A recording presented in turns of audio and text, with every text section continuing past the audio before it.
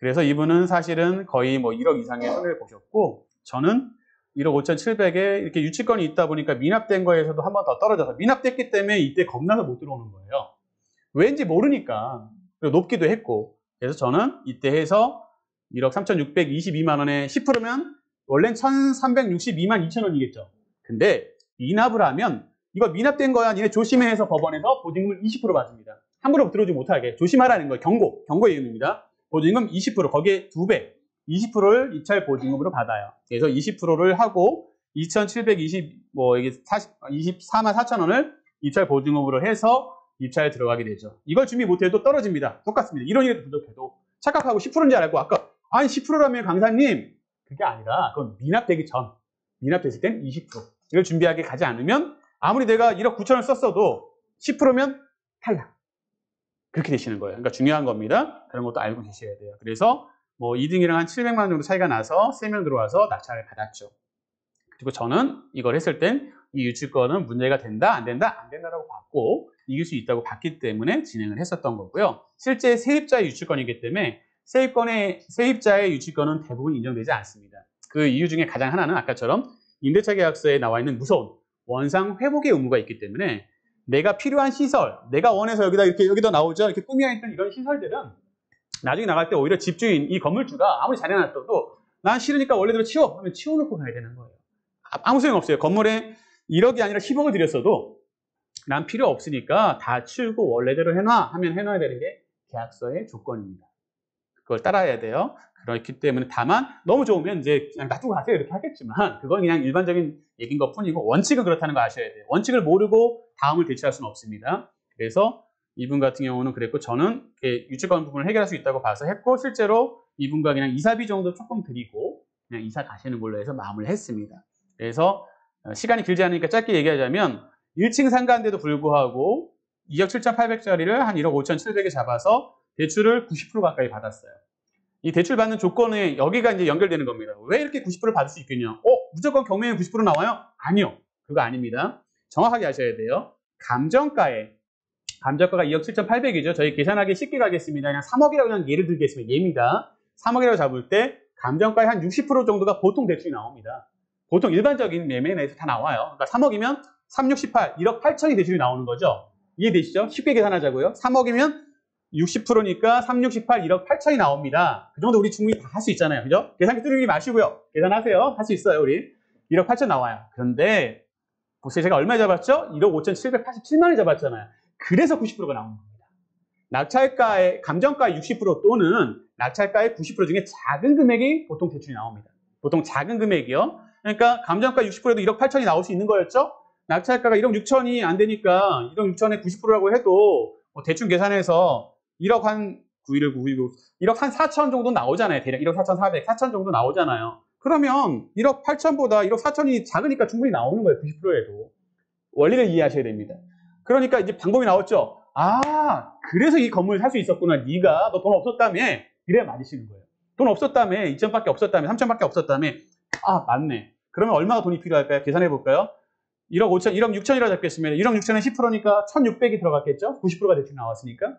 등기비 해봤자 상가 5%입니다. 예전엔 상가 5% 되게 비싸게 저는 생각했던 사람이거든요. 근데 지금은 주택법인이나 뭐 중과세 12%에 비하면 상가가 너무 아무것도 아니게 돼버렸어요. 좀 놀랍습니다만은. 이건 그냥 여담이고요. 그래서 5%라고 잡을게요.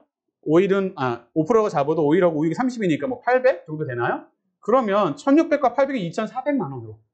2,400만 원으로 나는 제가 여기 앞에 있는 김기환이라는 사람은 건물주가 된 거예요. 2,400만 원. 근데 여기서 더 재밌는 게 있습니다. 2,400만 원 건물주가 됐지만 또 곧바로 임차일로 왔겠죠. 아까 로드뷰 잠깐 보셨죠? 지금 아까 본 건 다시 안 넘어가겠습니다. 지금 커피숍으로 바뀐 거 보셨잖아요. 제가 커피숍으로 임대를 놨거든요. 제가 직접.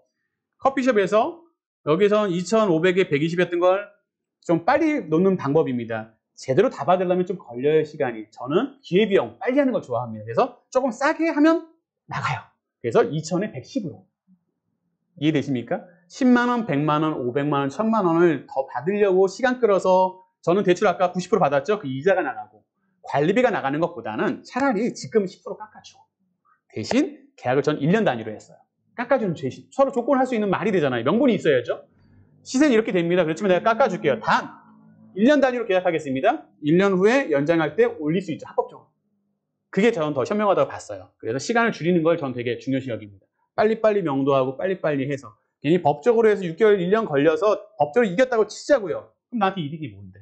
이득이 없으면 법이 좋은 게 아니에요. 법을 아시거나 법적인 소송 한 번이라도 해보신 분은 무슨 뜻인지 아실 겁니다. 법이 좋은 게 아닙니다. 어떻게 보면 현명하게 협의로 가는 게 제일 좋을 수 있습니다. 그래서 2,000에 110으로 받았어요. 그럼 저희가 계산 한번 해보겠습니다. 이 당시에가 이제 지금과 흐름이 비슷해집니다. 금리가 5%, 6% 뭐 더 비싸질 수도 있고 했고 이 당시 5%대인가 이렇게 잡았다고 칠게요. 2003년엔 7%대였습니다. 제 기억이 그래요. 지금 이제 조만간 이렇게 올라가지 않을까 개인적으로 생각합니다. 금리가 점점 올라갈 수도 있다고 생각하는데 아무튼 5%대라고 치고 1억 4천을 5% 정도의 대출을 받는다고 치면 5, 1은 5, 5, 4, 20이니까 한 달에 한 60만 원 좀 안 되는 월 이자가 나갔겠죠? 60만 원 잡겠습니다. 근데 아까 얼마요? 2,000에 110. 그러면 60만 원 이자 나가도 50만 원이 따박따박 매달 버는 1층으로 해서 버는 거죠. 근데 보증금 얼마 받았다 그랬죠? 2천만 원 정도 받았다 그랬죠. 그럼 사실상 제도는 거의 안 들어가는 게 되는 거죠. 부피 투자라고도 말을 하잖아요. 많이 얘기하잖아요. 내 돈은 거의 안 들어가고 보증금 받아서 다 회수하고도 매달 50만 원. 돈이 들어간 게 있어야 수익률이 나오는데 돈이 안 들어가면 수익률도 계산이 안 됩니다. 1,000만 원이 들어갔을 때 10만 원이 나오면 그게 수익률이 되는 거잖아요. 120만 원에서 12%가 됐잖아요. 1,000만 원 들어갔을 때 뭐 50만 원이라고 하면 600만 원이니까 60% 수익률이 되겠네요. 그것도 작지 않죠. 1,000만 원에 50만 원씩 받을 수 있는데 뭐 흔히 많이 갖고 알고 계시죠? 많이 알고 계세요? 없잖아요. 솔직히 말씀드리자면 오늘 제가 우스갯소리로 아이들을 그 어린이집 데려다주면서 오다 보니까 새마을금고에 3% 적금 때문에 아침부터 줄 서 있으시더라고요.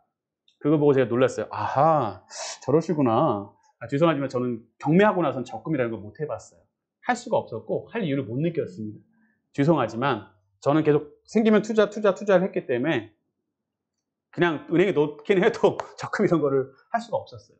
눈에 안 들어오죠. 뭐 3%가 주서 계시지만 방금 말씀드린 것처럼 1,000만 원에 50만 원이 매달 들어온다. 어떻게 하실 거예요, 여러분? 하실 거예요, 안 하실 거예요? 하시려고 오신 거 맞죠? 하시려고 들으시는 거 맞죠? 그러면 더 열심히 들으세요. 제가 알려드리겠습니다. 이렇게 해서 방법이 됐었어요. 그래서 저는 이렇게 하고 나서 이거를 또 팔 때도 마찬가지입니다. 아까 카톡에 올리신 분이 있어서 제가 그냥 감사하게 팁으로 말씀드리자면 이 금액을 다 고수하면 안 팔리겠죠. 물론 때가 지나면 팔릴 수 있겠지만 시세가 올라가면 그렇지만 저는 그 욕심을 줄입니다. 내가 싸게 잡았으니까 조금 싸게 내놔도 팔아도 괜찮잖아요. 그래서 제가 이거를 제 기억에 한 2억 5천 정도에 팔았어요. 1억 한 6천에 잡아서 기다리다가 제가 급하게 판 것도 아니고 임차를 놓고 나니까 거꾸로 사겠다는 사람이 관리소장님 통해서 거꾸로 역으로 제안이 들어와서 제가 팔려고도 안 했어요. 왜? 월세를 따박따박 받으면 쫓기지가 않습니다. 그럼 되게 편해져요. 상가의 장점입니다. 월세를 따박따박 받잖아요. 급할 게 없어요. 세입자가 월세 따박따박 잘 내는데 이자 빼고도 맨날 돈이 50이든 100이든 200이든 쌓이는데 뭐 급할 게 있어요. 그럼 여유가 생겨요. 근데 반대로 같이 저희가 얘기했지만 퇴직하시고 또는 무언가 해서 안전하게 1층, 환급성 제일 좋다고 생각하잖아요. 1층에 안정적인 걸 잡으려는 분들은 퇴직하고 2, 3억 정도가 딱 있으시거든요. 보통. 그 돈 이런 거 하나 그냥 잡으시는 거예요. 현금으로. 대출 안 받고. 그래서 매달 100만 원 받고 싶은 거죠. 그게 보통 분들이 하는 방법입니다. 근데 여러분이 경매를 알게 되시면 그렇게 하시면 안 돼요. 바꾸셔야죠. 그래서 저처럼 여러분도 하셔서 잡고 있다 보니까 그분이 사겠대요. 그래서 조건을 제시했고 욕심 안 부렸어요. 그래서 1억 4, 5천 정도에 금방 팔았어요. 제가 먼저 팔려고 한 게 아니라 월세 받다가 팔았다고요. 먼저 얘기가 들어와서. 어렵게 부동산 내놔서 팔아주세요도 아니고. 그러니까 이게 달라요. 이렇게 만들 수 있는 상황이 되시면 여러분도 되게 편해지실 거예요. 근데 물론 어려운 것들도 있습니다. 좋은 것만 말씀드릴 수 없습니다. 예전에는 제가 좀 좋은 것만 말씀드렸어요. 희망만 드리려고 했어요. 근데 현실이 꼭 그렇지만 않거든요. 아픈 것도 말씀드려야 되겠더라고요. 안 된 것도 있습니다. 그런 사례도 말씀드릴 거고 제가 된다면 더 할 건데 일단 이렇게 해서 이건 끝났죠. 그러면 여기서 얘기하실 게 무슨 얘기냐면 한 두 가지만 제가 더 보고 할 텐데 이렇게 큰 돈 없이도 할 수 있다는 거 말씀드리려고 이거 한 겁니다. 1층도 가능하다는 거. 두 번째, 제가 곧바로 그냥 연결해서 빨리빨리 끝내겠습니다. 이거는. 시간이 많이 주어지지 않았기 때문에 4주 코스로 뭐 실전반, 월 500반을 해도 그 시간이 금방 지나가더라고요. 얼마 안 되더라고요. 마찬가지로 제가 또 잡았던 상가를 좀 좋아하면서 했다고 했죠. 그래서 도봉구 창동에 있는 건물을 잡았었습니다. 이게 많이 나왔었어요. 지금 창동 좀 많이 좋아졌지만 그때는 좀 덜했는데 감정가 6억 9천짜리를 저는 가격이 맞다고 생각하면 그냥 80%, 그러니까 한 번 떨어진 가격이 20%씩 떨어졌기 때문에 최저가에서 조금만 더 써서 그냥 잡기도 해요.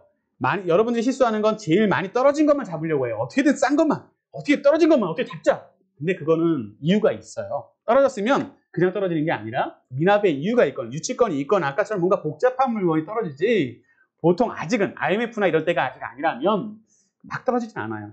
그러면 내가 평가를 해서 이 물건의 감정가가 6억 9천이라고 감정평가서에 나왔지만 내 판단은 그렇지 않은 거예요. 내 판단은 한 8억은 된다고 판단을 한다면 조금 높다고 생각해도 그냥 낙찰 받아버립니다. 단독이라도 상관없습니다.